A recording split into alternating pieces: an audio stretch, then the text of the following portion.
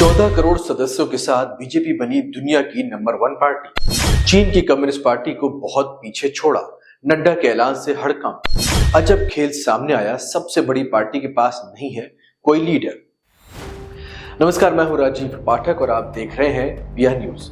दोस्तों, 14 करोड़ सदस्यों के साथ जहां एक ओर बीजेपी दुनिया की सबसे बड़ी पार्टी बन गई है, तो वहीं दूसरी ओर अजब गजब खेल ये है कि बीजेपी के पास एक साल से कोई अध्यक्ष है ही नहीं। जी हाँ, सवाल यह है कि आखिर इतनी बड़ी पार्टी क्यों अपना राष्ट्रीय अध्यक्ष नहीं चुन पा रही है। इस रिपोर्ट में हम आपके साथ पूरे मामले पर तगड़ी वाली चर्चा करने वाले हैं और कुछ खुलासे भी करेंगे जो चौंका देंगे। तो दोस्तों, सबसे पहले आंकड़े। 14 सितंबर यानी कि 2 दिन पहले बीजेपी के कार्यवाहक राष्ट्रीय अध्यक्ष जेपी नड्डा ने विजयवाड़ा रैली में गर्व से कहा कि बीजेपी दुनिया की सबसे बड़ी पार्टी है और पार्टी के पास 14 करोड़ सदस्य हैं। ये संख्या चाइनीज कम्युनिस्ट पार्टी के 9 करोड़ के आंकड़े को मीलों पीछे छोड़ देती है। विकिपीडिया भी इसे नंबर 1 बताती है, लेकिन इतने विशाल संगठन के अध्यक्ष का चुनाव क्यों अटक रहा है? नड्डा का टर्म खत्म हुए 1 साल से ज्यादा का समय बीत चुका है। बिहार चुनाव सिर पर है, लेकिन फैसले पर अभी भी सस्पेंस बना हुआ है। आपको बता दें कि जून 2025 में स्टेट यूनिट्स के चुनाव शुरू हुए, पर उपराष्ट्रपति चुनावों ने सब कुछ रोक दिया। 9 सितंबर को जगदीप धनखड़ के हेल्थ इश्यूज के बाद नए वाइस प्रेसिडेंट बने, लेकिन बीजेपी का अध्यक्ष अभी तक नहीं बना। अभी भी कमिंग सून वाला सीन ही दिखाई दे रहा है। हालत तो ये है कि लोग मजाक उड़ा रहे हैं कि इतने बड़े संगठन को अभी तक लिंक्डइन पर जॉब पोस्ट कर देनी चाहिए थी, जैसे कि इनको नया अध्यक्ष मिल जाए। लोगों का मजाक अपनी जगह है, लेकिन आपको ये बता दें कि बीजेपी के पिछले 11 सालों तक नरेंद्र मोदी और अमित शाह की जोड़ी रही है। 2024 के लोकसभा चुनाव में 240 सांसद, 1500 से ज्यादा विधायक और 170 एमएलसी, ये सब मोदी मैजिक का कमाल है। लेकिन संगठन वो तो बस एक रबड़ स्टैंप है। नड्डा 2020 से अध्यक्ष हैं, पर उनकी भूमिका मोदी शाह के आगे बिल्कुल दिखाई नहीं देती। कई मौके पर अमित शाह की ओर से तो वो इशारों में डांट खाते हुए भी दिखाई देते हैं। लेकिन जहां तक बात की जाए राष्ट्रीय अध्यक्ष की, तो फैसला हमेशा टलता रहा है, क्योंकि सत्ता का केंद्र दिल्ली में है और वहां से हरी झंडी नहीं मिली है। अभी पिछले महीनों दिल्ली में आरएसएस के मोहन भागवत ने कहा कि संगठन को स्वतंत्र आवाज चाहिए, लेकिन सच तो ये है कि स्वतंत्रता तो बस एक नारे में ही है।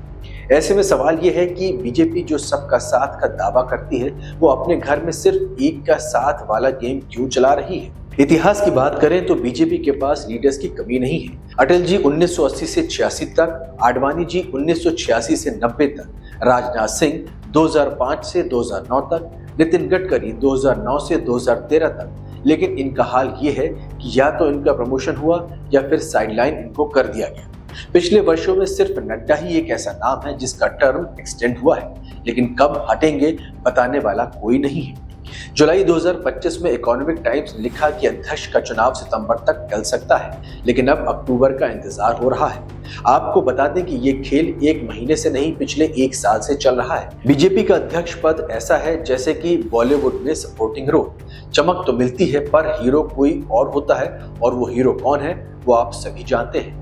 दूसरी ओर बात करें तो कहा जाता है कि बीजेपी आरएसएस का ही बेटा है, लेकिन मां बेटे में तनातनी है।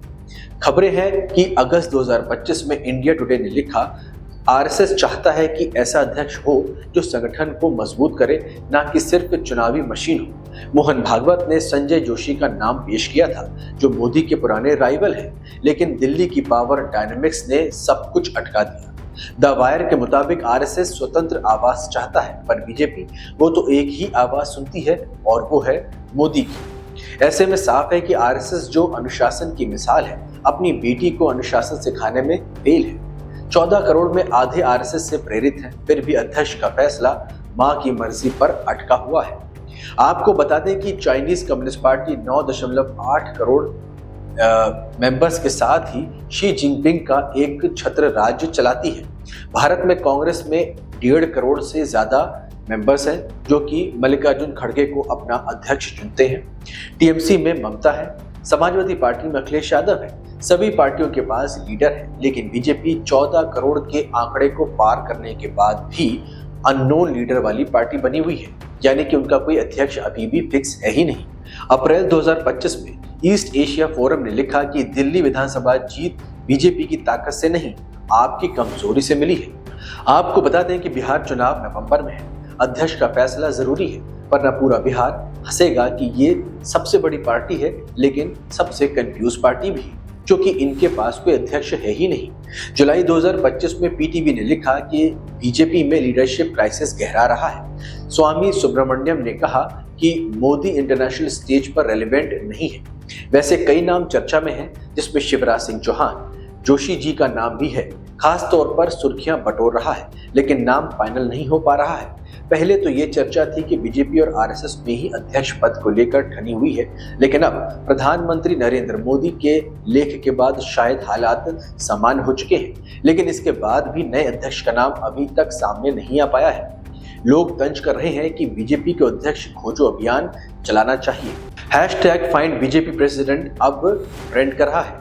युवा लीडर है, लेकिन ये तेज नहीं है। ऐसे में साफ है कि बीजेपी की 14 करोड़ की ताकत लेकिन बिना लीडरशिप के चल रही है। उम्मीद है कि जल्द कोई चेहरा आएगा और अध्यक्ष वाला तगड़ा किरदार निभाएगा। आपको क्या लगता है कि बीजेपी का नया राष्ट्रीय अध्यक्ष कौन हो सकता है? क्या बीजेपी को तुरंत अपना राष्ट्रीय अध्यक्ष नहीं नियुक्त करना चाहिए? क्या ये सही है कि 14 करोड़ सदस्य वाली पार्टी के पास अपना राष्ट्रीय अध्यक्ष ना होना एक बहुत बड़े शर्म की बात नहीं है? आपकी जो भी राय हो कमेंट के रूप में साझा कर सकते हैं। खबर सच्ची और अच्छी लगी हो तो लाइक और शेयर जरूर करें। मिलते हैं अगले एपिसोड में, तब तक के लिए जय हिंद।